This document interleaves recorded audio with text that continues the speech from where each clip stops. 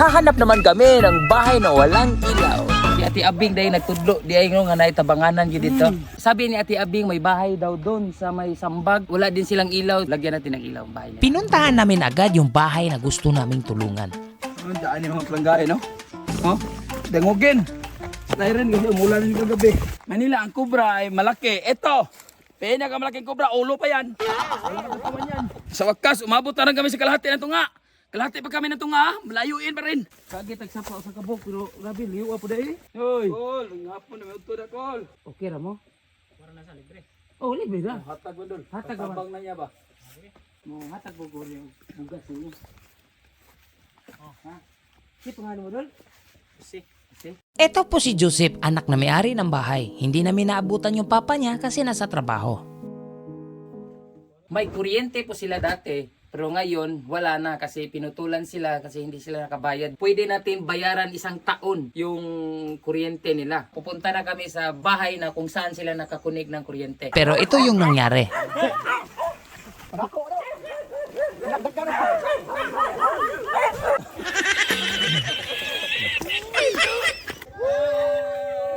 Pinasama namin si Joseph sa mall para bibili ng bigas at konting groceries. Bibisitahin muna namin yung 2 kapatid niya na may kapansanan. Dadalawin namin tapos bigyan namin ng bigas. Mauna ni tubag sa atong kabatanunan ba ta?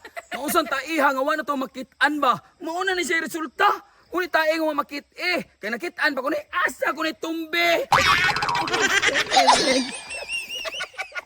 Doon po kami galing, nandun po yung sasakyan. Tapos dumaan kami 1 bundok.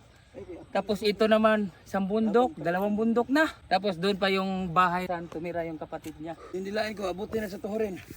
Maluin. Walang bigat-bigatin to kasi yung pinapasanin ko, isipin ko nga asawahin ko to para masaya ang buhay ko paglakbayin dito. Kahit malayuin, masarap pa rin kasi asawa yung nasa kapiling ko. Mauning na nila na kung duha buok. Duha. Nya naaman ni din ako nag-star kay aring po sila diri mo.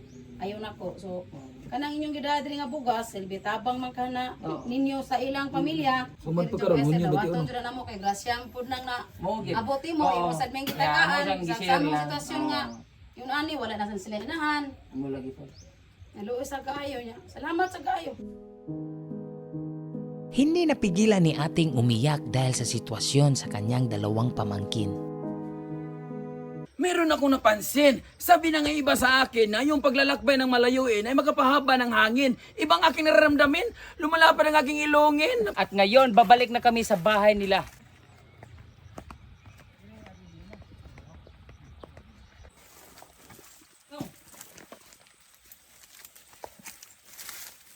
Grabe, lisurin.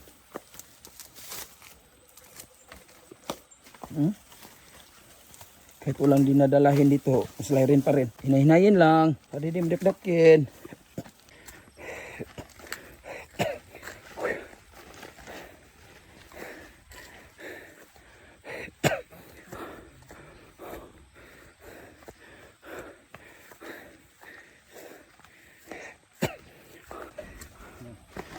So nandito na kami.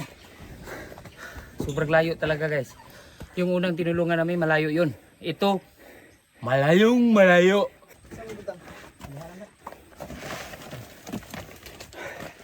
Pasudlin kami dula, pasudlin. So sa wakas, nandito na kami sa bahay nila. Sobrang layo talaga. Inayos ko muna yung wire ng kuryente nila at binayaran ko ng advance 1 taon ang kuryente nila. Ayos! May kuryente na sila. May binigay sila si Kuya Mangga. Nagbigay tayo ng blessings. Binigyan din tayo ng blessings nila. So ayun, nandito na kami. So itry natin yung ilaw nila. Yun! Ang galing! Salamat kay Dol. Iba ko nga nagang pamlis nga mabuti niyo kay tungod kami tagon ng magulo yon.